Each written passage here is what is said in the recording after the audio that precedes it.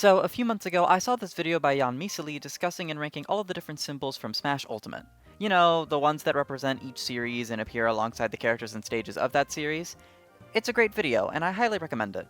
Link in the description and also in that little eye thing in the corner.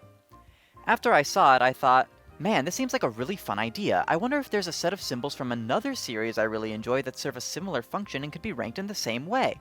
And then I thought, oh yeah, those world-specific transition symbols in the Kingdom Hearts series. That's like exactly what I'm looking for. And thus began the time-honored tradition of going from being slightly curious about something to it becoming my hyperfixation. So come join me on this little journey through these symbols, as well as a couple not world-specific symbols that I just felt should be included in a video with the phrase Kingdom Hearts symbols in the title.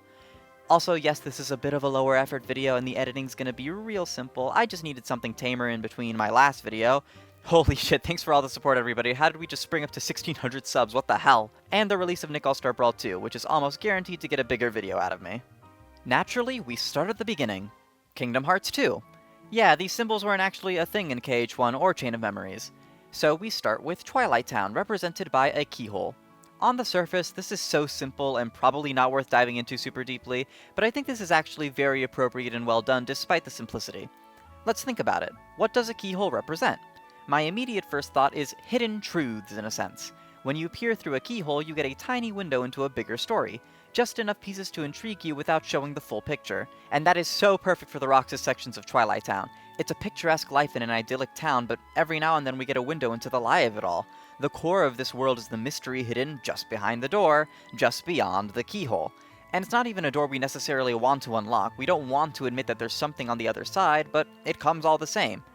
The second thing comes into play more when you learn where else the keyhole symbol is used, namely any future iterations of Destiny Islands and the Dive to the Heart. What's the thread connecting all of these? They all usually mark the start of your journey, in whatever game you're playing.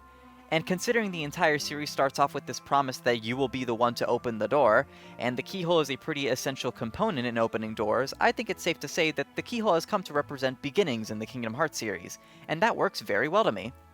So, yeah. This is the kind of analysis we're in for today. Strap in, everyone.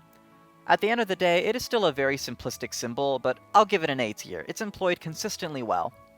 Oh, and I guess in KH1, it's like the main thing that you're questing for throughout the world, but that's a much more literal use, so whatever, let's move on. Now, before we go any further, we need to talk about the heart. Why? Because it gets used way too often. It seems as though whenever the developers can't think of a good symbol for a KH original world, they just default to this. For example, the Dive to the Heart has consistently used the keyhole symbol since KH2, except in Melody of Memory where they changed it to the heart. Now obviously, this heart is an iconic KH symbol. It's in the logo of every single game and represents Kingdom Hearts both as a series and as a literal entity within the world of the games. It's a big heart, so the symbol is a stylized big heart. So, you know, I guess it makes sense. As the generic symbol, hearts are a pretty big component of KH, but as you'll see throughout this video, they just use it a little too much for my liking. D tier. Alright, on to Hollow Bastion, where we get this crown symbol. This is another that is used pretty liberally in this series, and even outside of it, but in the context of these world symbols, this only really gets paired with Hollow Bastion. Which works, I guess. Hollow Bastion's lore is about the king who fell from grace, but I don't know, it's not really the first thing that comes to mind when I think of Hollow Bastion. I'd sooner think of it as the birthplace of the emblem Heartless, and wouldn't you know it, those things have a pretty darn iconic symbol that might have fit perfectly for this task. Well, okay, maybe not in KH2 specifically, since the vibes here are all about restoration and rebuilding, but like, even then, there is a giant Heartless emblem in the world, and it's not like they even commit to the crown that hard anyway. In Birth by Sleep in KH3, they just use the heart for Radiant Garden. I guess they want to distinguish between Hollow Bastion and Radiant Garden, but like, wouldn't it make more sense to use the crown in BBS when their king is actually active? And what does this world specifically have anything to do with the entity of Kingdom Hearts? Do you see why I don't like how they use the heart symbol? Alright, screw it, the crown goes in C tier, let's just use this time to talk about the Heartless emblem. It's a heart, with two strands of thorns crossing at the top. It works pretty well. The Heartless are the manifestation of the darkness within someone's heart, so having the symbol be a darkened heart with these sharp, invasive thorns that can be either representative of the darkness, or, with the cross shape, it can kind of be seen as sort of trapping the darkness in there. I like it, and it also just looks very appealing and cool. Every other enemy symbol after this is sort of living in the shadow of the Heartless emblem, and they all get a little too busy in comparison. The Heartless keep it straightforward, sleek, and simple. A tier. Alright, now for the real meat of the video. All the Disney stuff. Too bad the first one's a real letdown. What am I looking at here? The KH Wiki, which is where I'm getting all of these symbols by the way, calls it a Chinese ornament and says that it's apparently referencing latticework windows. Okay, I believe it, but what is it? It really just feels like they pulled a generic Chinese symbol that doesn't actually represent anything other than the idea of China. Which, to be fair, is a pretty big part of the identity of the movie we're talking about here, Mulan, but I feel like there are at least a couple more specific options that would have worked better. My immediate first thought is, oh, I don't know, a dragon for the land of dragons, as well as something that has consistently appeared as a logo for this movie in all its promotional material, and is also the symbol on the medal Mulan receives from the Emperor, so it's presumably a pretty major symbol for this locale in universe. Or, for something a little more interesting, how about the comb with a flower? You know, the thing Mulan uses to let her father know that she's taking his place in the army and in general represents an identity that she's choosing to leave behind on this journey to find herself. That feels like an incredibly appropriate symbol for this story. But no, we get this. Look, if anyone more knowledgeable than me when it comes to Chinese symbols wants to fully explain the meaning behind whatever this is, please be my guest. I am super down for making this a learning experience. But for now, it's an F tier. Alright, now we get to the good stuff. This is the Enchanted Rose, representing Beast Castle.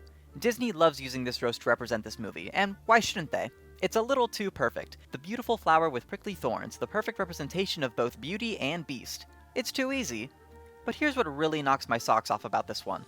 The way it's stylized. It looks like it's ripped straight off of a stained glass window, which is just so perfect since the entire opening of this movie is presented through stained glass windows.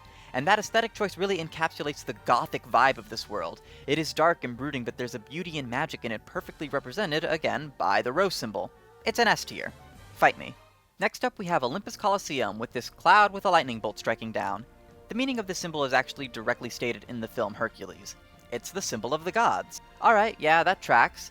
They do live on the clouds, and their leader has lightning powers, so cool, y'all nailed it. I don't know, I guess this one just kinda bores me. Like, there's nothing wrong with it, and it was the obvious choice to represent Hercules, much like the rose for Beauty and the Beast, but this one's just not giving me as much. I don't feel like I can extrapolate any kind of deeper meaning from this. It is just very literally a symbol representing the Greek gods, and that's fine. I'll put it in B tier, I guess. Okay, now, believe it or not, I can actually extrapolate a lot from this honeypot. Winnie the Pooh as a franchise is all about that feeling of childhood innocence, when the world was a little simpler and small problems felt very big. So for Pooh, that small problem is always the next honeypot. And what is honey? It's just a sweet treat, something yummy and sticky that probably makes you feel a little silly when you eat it, and that's pretty much exactly how I feel whenever I watch anything Pooh related. Like, yes, I'm too old for this, but it makes me feel warm and fuzzy, so I'm gonna keep eating it. And yes, that all comes through for me in this honeypot.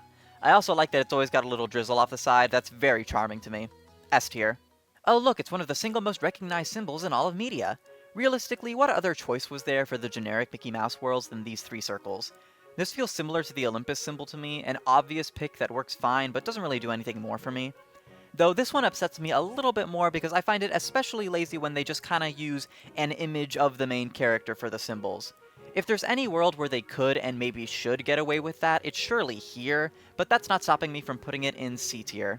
So, this is literally just a circle. Guess we cut the ears off. This is the symbol for Timeless River, and it's specifically referencing the old-fashioned iris shot usually used to start or end a Mickey Mouse cartoon. And look, that's really cute and all, I appreciate that little detail, especially since these are room transition symbols, so they function exactly like an iris shot would, but in the context of ranking all these symbols side by side, this is a fucking circle. D tier. So I want to try and talk about all of a property's symbols at the same time, so let's quickly jump to Dream Drop to talk about the symbol for Country of the Musketeers, the fleur-de-lis. This is a commonly used symbol originating in France and meant to be in the shape of a lily.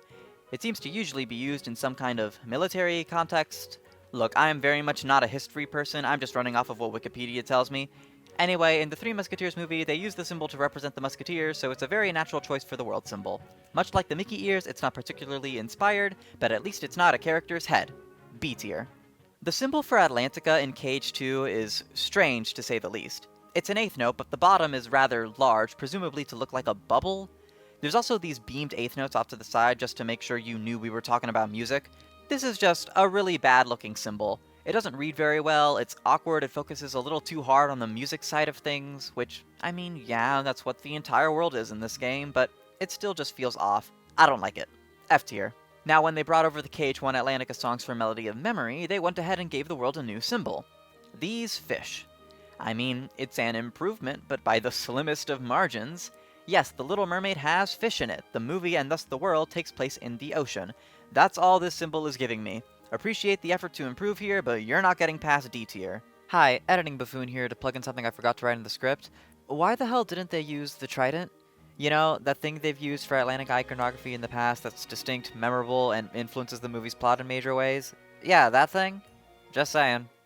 Now on to Pirates of the Caribbean.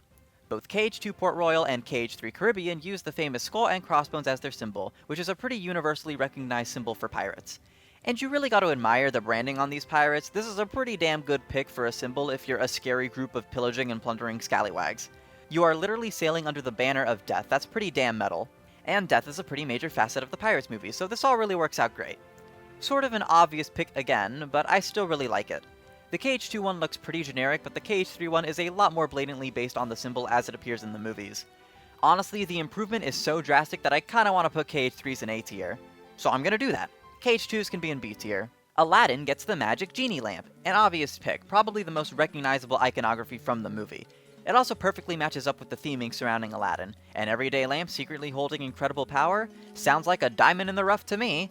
This is like one of the first lines in the movie. I'm not going to pretend for a second that that's an original observation. So yeah, this symbol seems like a slam dunk. Why is it all, like, squished? There's sort of an unspoken rule with these symbols that they have to fit into a certain little square aspect ratio, not unlike the Smash symbols. This is the first time where that rule has really negatively affected one of these. The shape of the lamp from the movie is distorted just enough to where it's odd and noticeable. Not to say it isn't still obviously recognizable as the magic lamp from Aladdin, but I'm just not a fan of it. So that little blemish will pull the lamp down from S tier to A tier. Side note, for some reason the Union Cross version of this symbol tilts it a little bit. Why? For Halloween Town, we get this jack-o'-lantern. Or I guess most of a jack-o'-lantern. They kind of forgot the eyes. I don't mind it though, probably would have looked a little goofy with the eyes. This is obviously a well-recognized symbol of Halloween just as a holiday, but I really like the way the symbol is employed. Maybe this is just me, but the way it's designed here reminds me very specifically of the Halloween Town door. And that is such a perfect way to represent this property. That door is one of the first things we see in this movie. That series of doors is what connects all these disparate holidays together and what gets Jack's obsession with Christmas rolling. It's both our very literal entryway into this narrative and Jack's, and I think that works so well for this. It even really calls to mind the Tim Burton style of the movie. Just a very well done design here. S tier. Now this is where the idea of just using the silhouette of a character as the symbol starts to bother me. It's Simba, the Lion King himself. That's the Pride Land symbol. I know, this specific image is the drawing Rafiki makes of Simba, and it's a pretty distinct and iconic image from the movie, but like, what are we representing here? It's just Simba. If I asked you to pick an object that you feel really represents you as a person and you just pull out a photo of yourself, I mean, I guess you're right, but you kinda missed the point of the little game we were playing. Whatever, there are worse versions of this, so let's just put it in C tier and move on. So, the Trons are the only movies here that I watched after first being exposed to them through Kingdom Hearts. So I definitely have less personal attachment to them, but even with that in mind, I feel like you've got to admit that the identity discs don't really make for good symbols. They are distinct and important objects in both movies, but these are both just circles with a couple extra steps. I'll put Dream Drops in D tier for at least being a little visually distinct, but KH2's is going straight to F tier. And now for the world that never was. It's the heart! Yeah, remember that guy? To be fair, in KH2 specifically, Kingdom Hearts is parked in this world, so it makes sense, but why did they carry it over to Dream Drop? And why are we once again missing the obvious choice that's plastered right on the castle? The Nobody emblem. I know I kinda hinted that I thought the other enemy symbols were a little too busy, but even I can't help but think the Nobody emblem is pretty damn cool. It's designed as sort of the inverse of the Heartless emblem, perfectly representing the dichotomy and conjoined destiny of the two groups. The empty vessel lacking a heart, represented by an upside-down heart with pieces missing and sharp-pointed protrusions that feel like angry extensions of the little protrusions on the Heartless emblem. The symbol can even be interpreted as a heart slowly growing out of the spiked cross, suggesting the potential for nobodies to grow their hearts back. It's just really solid and cool. S tier. Alright, finally moving on from KH2, we now get to Days. Now I know what you're thinking, Days didn't introduce any new worlds to the series, so it can't have any new symbols. Well, you're wrong, because Days brought back Wonderland and Neverland from KH1 and gave them new symbols. The first for Wonderland is a spade. So I guess they were really committed to making the symbol one of the 4 card suits, and they landed on spades. I mean, I get diamonds being a little generic, maybe hearts are too, even though that is obviously the most relevant one to Wonderland. So I guess it was between spades and clubs, and they went with spades. Yeah, no, this is lame, F tier. Wonderland's icon got an update for Union Cross and Melody of Memory. It's a fucking character head, god damn it. But not just any character, the Cheshire Cat for some reason. Look, it's definitely a more visually appealing symbol than the spade, and there are worse ideas for representing Wonderland. The Cheshire Cat is at least one of the wacky residents that encapsulates what the place is about pretty well. But I don't know, you could have done something a little more interesting. I can't actually think of anything myself, though, so maybe I'm wrong. D tier. For Neverland, we get the feather, presumably it's supposed to be the one from Peter Pan's hat. Okay, sure, I guess that's fine. It's definitely a piece of iconography from the film. Not a particularly standout one, but it's there. To be fair, one of the biggest things when it comes to Peter Pan is the ability to fly and the freedom that represents, so I guess if you want to take that concept and convey it through a symbol, a feather certainly works for that. But it still comes off to me as pretty generic and bland. C tier. In Birth by Sleep, they changed Neverland's symbol to Skull Rock, which I actually like quite a bit. After all, what we're representing here with these symbols are the worlds, so using an iconic set piece of the world kinda makes sense. It can give off a bit of the same energy as just using a character silhouette, but I like this a lot more. B tier. Alright, onto Birth by Sleep proper. First up, we get the symbol for the Land of Departure. This symbol has gone by a couple different names from what I can tell, but it seems to just be a sort of generic symbol for Keyblade wielders. Particularly descending from Brain, going into the Dark Road crew, and then finally the Wayfinder trio. It's a heart. Its curved parts are square now, and the bottom is in a pointed cross shape. Yeah, I don't know, this thing is kinda giving me nothing. I'm not completely sure what it's supposed to represent, and even without that, like, it's just a new design for a heart. We get a lot of those. It looks fine, but I just have no passionate feelings about it whatsoever. C tier. The Dwarf Woodland symbol is an apple. Certainly the fruit of all time. Obviously, apples are kinda a big thing in Snow White since it's how the witch poisons her. It's this pure thing corrupted by evil, but it's overcome in the end. That's about as generous of a reading as I can give it. But you know, I feel like you could add a little more flair to this. Like, it's just an apple. Why not have a bite taken out of it since that image is one of the most striking things from the movie? Oh, right. That exists. Okay, how about having it with the skull face as the poison drips over it? That looked much more interesting and distinct. Maybe that mess with the silhouette too much? Like, would you even be able to tell it's an apple at that point? I don't know, but as is, I'm just feeling C tier. So, the glass slipper from Cinderella is basically the Magic Lamp 2 Electric Boogaloo, so we'll make this quick. It's a perfect symbol for this world, undoubtedly, and perfectly encapsulates the rags to riches narrative, but KH just had to squish it to the point where I'm not as in love with it as I should be. A tier. Enchanted Dominion? What the hell is this? I see the thorns, that's like the one clear thing in this symbol, but what on earth is that big centerpiece supposed to be? The KH Wiki suggests it can be a broken column, or maybe a book. If it's the latter, this is one of the few Disney properties I wouldn't immediately associate with being from a book, but maybe that's just me, the movie does use the usual book intro and outro. If it's the former, why? Just trying to convey destruction in general or something? And in any case, this is shit because I have to read up on this thing to have any inkling of what it's supposed to be. To me, it looks the most like a card from Chain of Memories turned upside down, but that's probably just the KH brain rot setting in. Oh, maybe it's a banner? Like the ones everyone's carrying at the start of the movie? Maybe? Man, fuck this thing, F tier. Oh, come on! How dare you do Lilo and Stitch dirty like this? It's just a paw print. Hell, it's barely even that. It's just a circle with some rounded triangles hanging around. I honestly would have taken either of the symbols they used for the Stitch summons. The ukulele and the blaster are leagues more visually interesting than this. Or, I don't know, any of the Hawaiian flora they've used for symbols in different Lilo and Stitch media. But I guess you'd have to actually acknowledge the existence of Hawaii in this franchise for that to work. F tier. Okay, this one's alright. It's the Sorcerer's Apprentice hat. Considering the Mysterious Tower is sort of vaguely based on just the Sorcerer's Apprentice segment of Fantasia, this works totally fine, though it is rather unremarkable. B tier. Covering the other Fantasia world, Symphony of Sorcery gets an 8th note with a little sparkle. Well, it's definitely way better than the other 8th note symbol, but still not particularly inspired.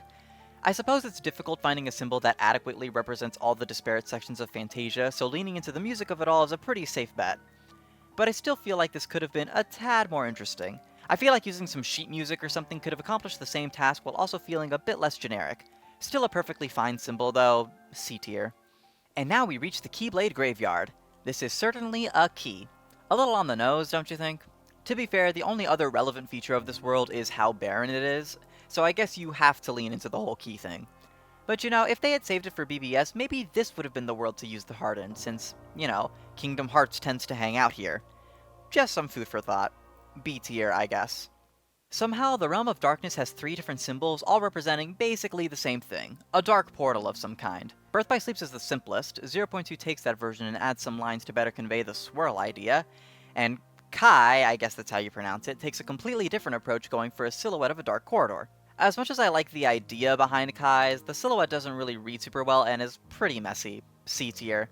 The other 2 are perfectly serviceable representations of darkness. I do like 0.2's better, but they both go in B tier. Believe it or not, we have to stop down and recode it. This, thing is apparently supposed to be corrupted data, and is the symbol for the system sectors. Or at least it was until Melody of Memory ditched it in favor of the keyhole. Good call, because what the hell am I looking at? I can't even begin to try and break this down. So I won't. F tier. We made it to Dream Drop Distance proper. Say hello to this ugly thing.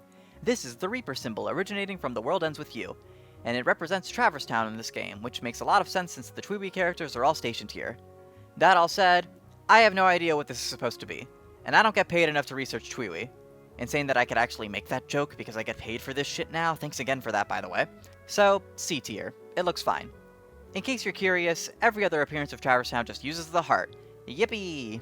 Hey, it is a bell! This symbol's pretty clean. The entire opening number of this movie is about how the bells define the city and the incredible irony that the person who rings them is horribly hidden from society.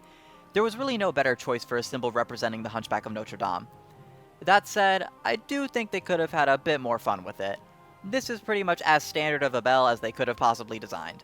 Still works well though, A tier.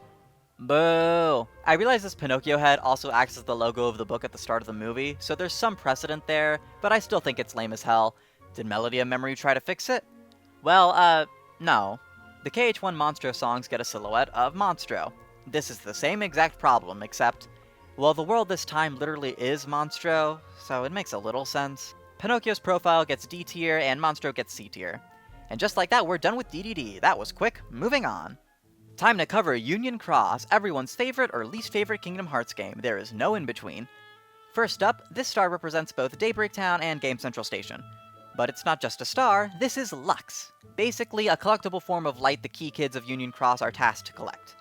Considering how the entire gameplay loop of Union Cross surrounds the idea of collecting Lux, I couldn't possibly think of a better symbol for this. But if you don't happen to know that Lux is a thing, this is kinda just a basic looking star. I guess you can extrapolate that the 5 points are meant to represent the 5 unions, and these 5 smaller lines etched into the star might even support that further. And we haven't actually seen a star used for one of these symbols before, so it's not like this is any kind of retread. So, you know what? It gets an A tier. Look at you go, Union Cross, aren't you proud of yourself? Alright, now for the trio of Wreck-It Ralph symbols. Yep, each individual game gets its own world symbol. Iceland gets a hammer, the Cybug sector gets, well, a Cybug, and the Candy Kingdom gets this big trophy. These are all pretty damn good overall. The hammer as Fix-It Felix Jr.'s primary tool that allows him to fix what Ralph wrecks, the Cybug is the invasive species that pretty much defines the life of anyone living in this world, and the trophy where all the gold coins for the race are submitted, a pretty important facet of Vanellope's plan to become a real racer. I honestly have very few complaints with any of these. They kinda knocked it out of the park here with specific and interesting symbols that do well to represent important aspects of these hyper-specific worlds. What the fuck, is this like the one thing I unapologetically love about Union Cross? I'll put the Cybug in B for the technicality of it being a character face, the hammer in A, and the trophy in S, because I do also quite like the design here. Very much reminds me of Sugar Rush. We've finally made it to KH3! Starting us off is Toy Box with Woody's Sheriff Badge. This one screams Miss Potential to me. This really only works as a symbol for one specific character, Woody, and doesn't really serve to represent what Toy Story is all about on a larger scale. This is basically the same as having the symbol be the Space Ranger logo. You're just totally missing half the puzzle here. I'm not sure a fusion of those two symbols would really work. After all, these things need to be easily readable. But why not maybe use something a bit more universally relevant to Toy Story? Like, I don't know, a toy. Make the symbol a silhouette of the Luxo ball, or some building blocks, or those monkeys. I think any of those would capture the Toy Story vibes much better than just the badge. Not that the badge is god-awful, but we did just talk about a much better use of a star symbol. D tier. The Kingdom of Corona gets this sun, a prominent symbol used extensively in the movie itself, probably most famously in the scene where Rapunzel discovers her past.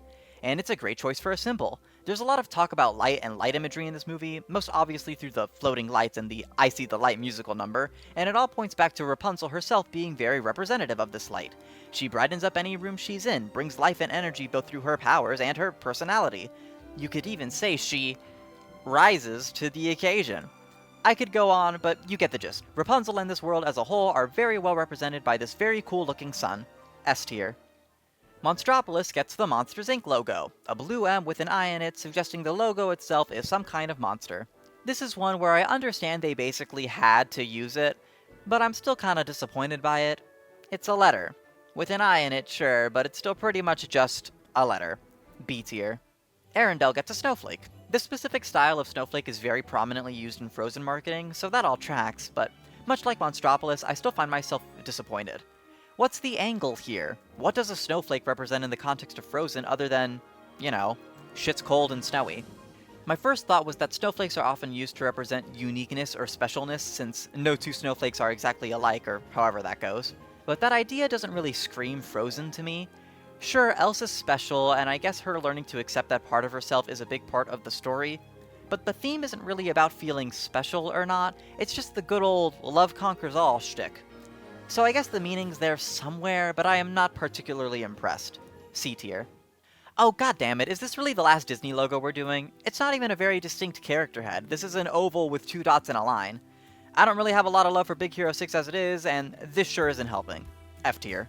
Finally, we come to Scala ad Caelum, represented by Xehanort's piece on the Alba and Otter chess set. This is a pretty damn fitting symbol both for the world and the character of Xehanort. We finally stray away from the usual heart imagery and get these gnarly goat horns. This world standing as where Xehanort and Ericus became close through these chess games makes this symbol totally work for me. Almost. I've got one pet peeve. This symbol, it's just a little bit too tall. We've been so dedicated to the idea of keeping all these symbols in this little square box, and this one just feels so disproportionately lanky.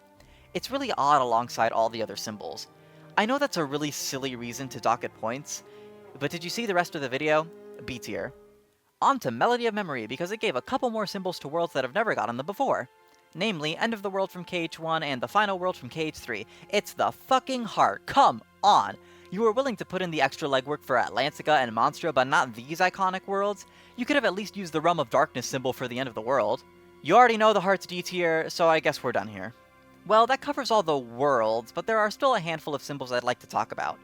First off, let's really quickly go over the Organization 13 symbols. These are all used to represent the data versions of each member using a silhouette of whatever weapon they wield. Overall, it works pretty well. I'm not putting these all up on the tier list, but in general, this is a B tier set. When we get to KH3's real org, we do just end up with a lot of Keyblades, which is kinda lame, but still works fine enough. Though there are 2 characters between the 2 organizations that have some other symbols that might have worked for this. First up, Roxas has this spiked cross that he wears as a necklace and is used to represent the simulated Twilight Town in the Garden of Assemblage KH2 mod. It's pretty much just the nobody symbol with the heart part cut off. There are definitely some fascinating implications to that, especially since we first see Roxas wear it before he even knows he's a nobody. But admittedly, my brain's a little too fried to put the potentially interesting pieces of this together. Cool symbol though, A tier. And second, we have Vanitas, who gets this broken gear symbol to represent his super boss in Birth by Sleep. This also acts as the keychain for his Keyblade. I really love the way this looks, but I do question if it actually holds any meaning. The 2 separated halves do certainly evoke Ventus and Vanitas ideas, 2 halves of the same whole broken apart, but like, why a gear? Why was that the main aesthetic choice for Vanitas? I guess you can argue Vanitas is just a cog in Xehanort's machine, but that feels like a stretch even to me. Either way, cool symbol, A tier. And while we're on Vanitas, let's chat about the Unversed emblem. I do really like the use of the negative space here to form the heart we've become so used to, and generally the sharper points do evoke the design philosophy behind the Unversed, effectively pointy or heartless. Those are pretty much all of my compliments though. If they weren't so beholden to using heart imagery, I feel like they could have done something really unique to capture the idea behind beings of pure negative emotion, but this really does just come off as another variant on the Heartless emblem with an enemy type that really has no relation to Heartless whatsoever. B tier. Well, while we're talking about heart-shaped enemy symbols, might as well finish up with the Dream Eaters. These guys get 2 symbols, one for spirits and one for nightmares. The spirit one is curved, while the nightmare one is spiky. Yeah, I've got nothing for this. This one really does just come off as Diet Heartless to me. D tier. Alright, just 2 more symbols to quickly cover and we're done. First up, the Requisant Sigil. It's an X. Plus, I pretty consistently disliked any plot point related to this thing. F tier. And finally, only because the KH Wiki insisted on giving it its own section, the symbol on the Book of Prophecies.